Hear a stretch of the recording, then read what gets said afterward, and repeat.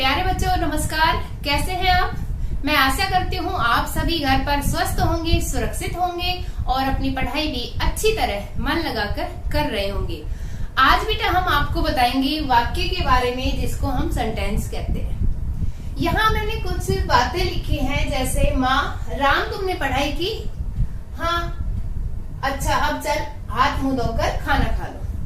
ठीक है माँ। तो इस तरह के जो संवाद होते हैं, जो बातचीत होती है, तो बेटा यहाँ पर जो माँ के द्वारा बातचीत कही जा रही है वो राम को यानी उसके बेटे को अच्छी तरह समझ में आ रही है। और राम ने भी चाहे वो कम शब्दों में ही उत्तर दिया हो, लेकिन वो माँ को समझ में आ रहा है। तो इसका मतलब क्या हुआ कि वाक्य क्या होता है कि जब हम अपने मन के विचारों या भावों को दूसरों को समझाएं अच्छी तरह और उनके विचारों को और भावों को हम समझ सके, तो वो ही क्या कहलाते हैं, वाक्य कहलाते हैं। जैसे बेटा यहाँ पर देखो क्या लिखा है, पेड़ किनारे है नदी के।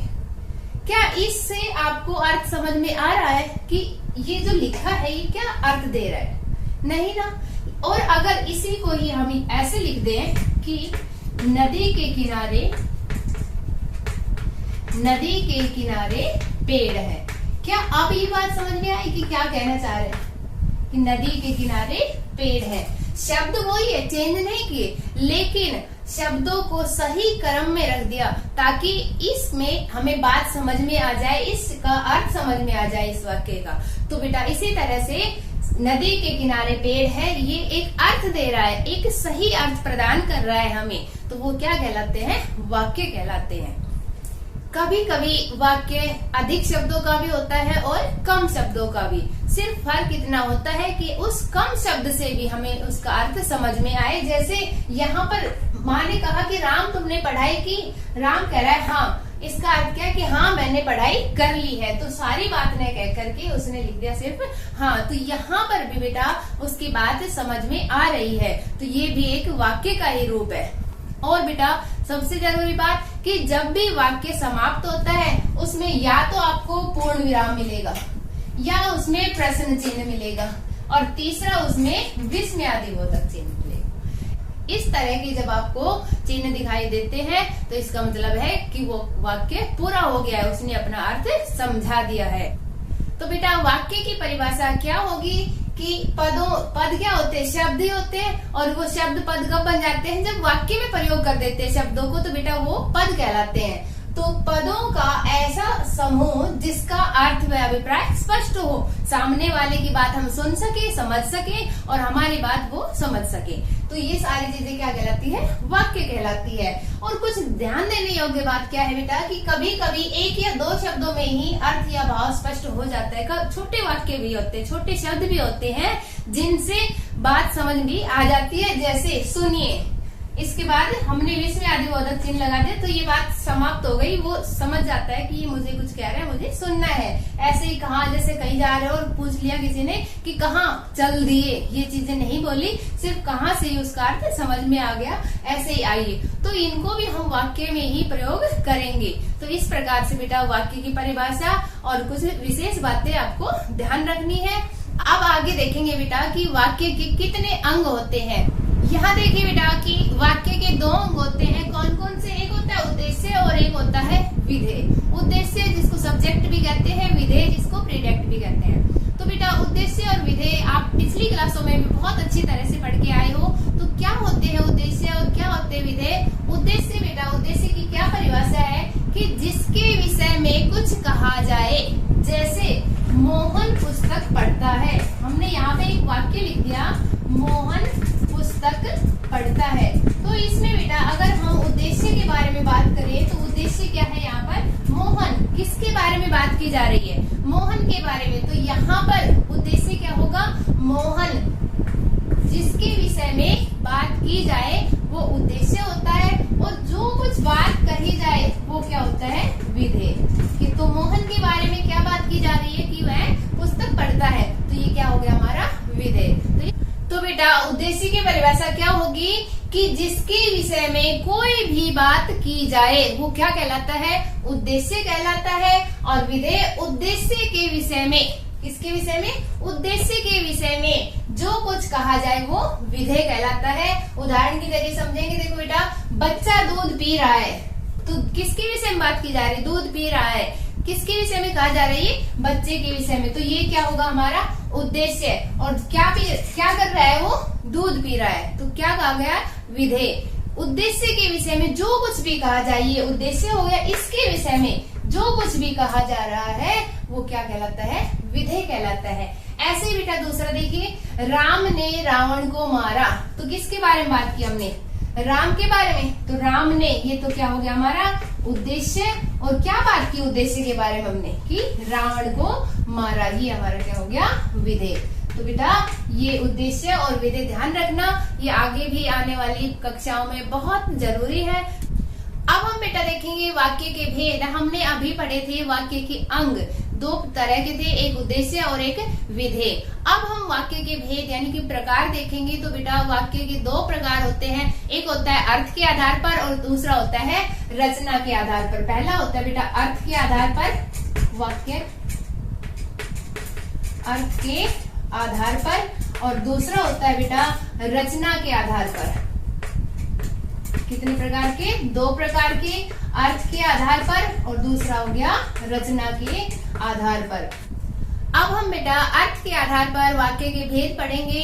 अर्थ के आधार पर वाक्य के बेटा 8 भेद होते हैं, यहाँ पर लिखे हुए। पहला है विधानवाचक वाक्य, निषेधवाचक वाक्य, प्रश्नवाचक वाक्य, विस्मयादिबोधक वाक्य, आज्ञावाचक वाक्य, इच्छावाचक वाक्य, संदेहवाचक वाक्य, और 8वां है हमारा संकेतवाचक वाक्य। किसके आधार पर है ये?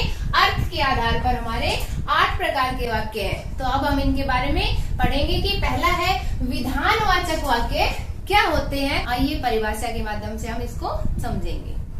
पहला देखिए बेटा विधानवाचक वाक्य क्या होता है। तो विधानवाचक वाक्य क्या होते हैं कि जिन वाक्यों में किसी वस्तु या स्थिति का बोध होता है, उसके करने या होने की स्थिति का हमें पता चलता है, वो क्या होते हैं? विधानवाचक वाक्य कहलाते हैं। जैसे यहाँ पर है बच्चे पढ़ रहे हैं, हमें बच्चों की स्थिति का बोध हो गया कि बच्चे पढ़ रहे हैं, तो यहाँ पर विधानवाचक वाक्य। दूसरा बारिश हो रही है, करने या होने की का भाव पता चले, तो बारिश हो रही है ये भी हमें पता चल गया, तो ये कौन सा वाक्य हो गया?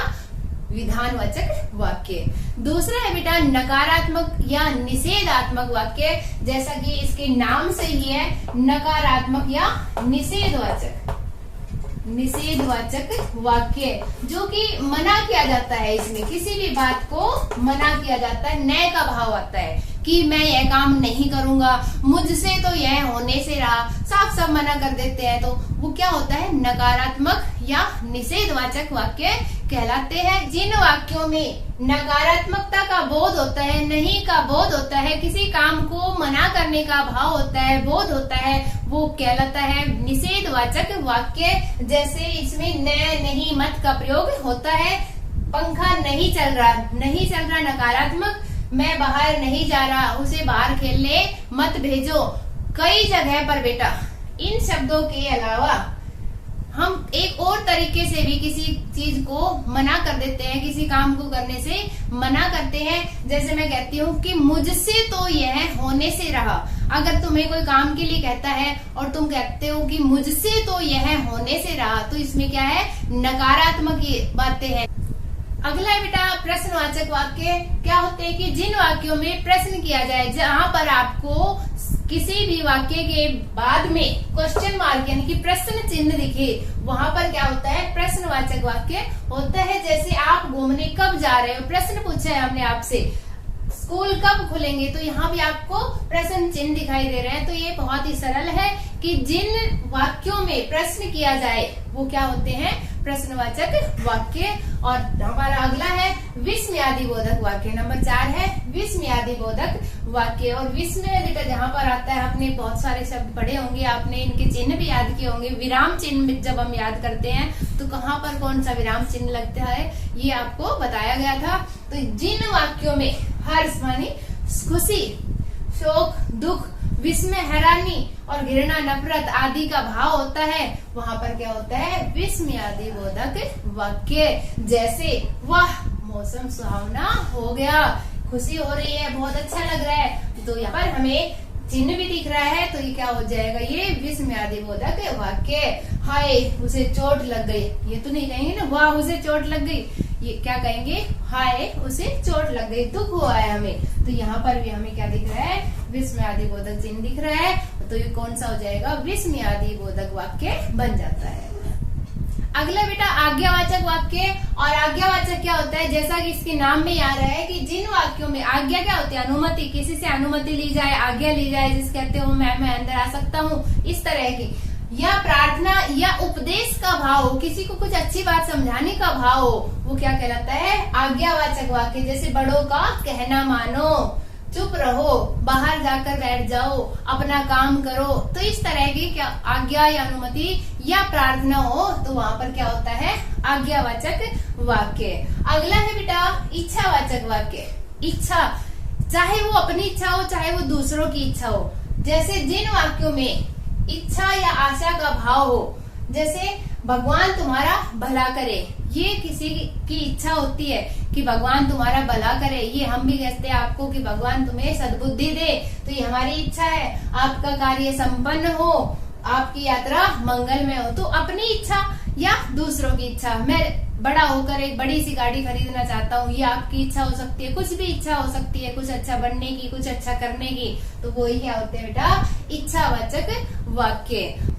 अगला है बेटा संदेहवाचक वाक्य। संदेह, जिन वाक्यों में संदेह या संभावना हो, किसी चीज पर हमें शक हो या हमें संभावना हो कि ऐसा हो जाए, शायद आज धूप न निकले, निकल भी सकती है और नहीं भी निकल सकती, तो हमें पक्का यकीन नहीं है निकलेगी या नहीं निकलेगी, तो हम क्या कहेंगे कि शायद आज धूप न निकले, शायद जल्दी स्कूल खुलेंगे। अब ये नहीं पता ये बीमारी कितने समय तक है, कब तक इसका कोई इलाज आएगा, कब इसकी कोई दवा बनेगी, तो हम क्या कहेंगे, शायद स्कूल खुलेंगे। संकेतवाचक वाक्य, जिन वाक्यों में एक क्रिया का होना दूसरी पर निर्भर करे, एक काम हो तब कब होगा वो पूरा, जब दूसरी पर निर्भर करेगा। जैसे अगर सच बोलते तो यह दशा न होती, यह दशा नहीं होती अगर सच बोलते तो तुम्हारी हालत खराब नहीं होती, इसलिए सच बोलना चाहिए था। तो दोनों एक दूसरे पर डिपेंड है। यदि मेहनत करोगे तो सफल हो जाओगे, यदि मेहनत करोगे, यहाँ तक अगर हम देखें तो इसका कोई अर्थ नहीं निकल रहा। इसके बाद हम ये लाइन जोड़ते हैं तो सफल हो जाओगे, तब हमें इस पंक्ति का, इस वाक्य का पूरा अर्थ समझ में आ रहा है कि कब सफल होगे, जब मेहनत करोगे। तो एक क्रिया दूसरी पर डिपेंड हो गई, दूसरी पर निर्भर हो गई। और ऐसी जब बात आती है तो वहां पर बेटा संकेतवाचक वाक्य होता है। जैसे यदि बारिश अच्छी होगी तो फसल अच्छी होगी, यदि तुम कठिन मेहनत करोगे तो तुम्हारे परीक्षा में परिणाम भी अच्छे आएंगे। तो इस तरह से यदि तुम बड़ों का कहना मानोगे तो आगे चलकर तुम्हारा भविष्य उज्जवल होगा। इस तरह की जो क्रियाएं होती है ये दूसरी पर निर्भर करती है, वहां पर बेटा संकेतवाचक वाक्य होता है। तो हमने पढ़े अर्थ के आधार पर हमारे 8 प्रकार के वाक्य थे। उम्मीद करती हूँ आपको ये अच्छी तरह समझ आए होंगे। धन्यवाद।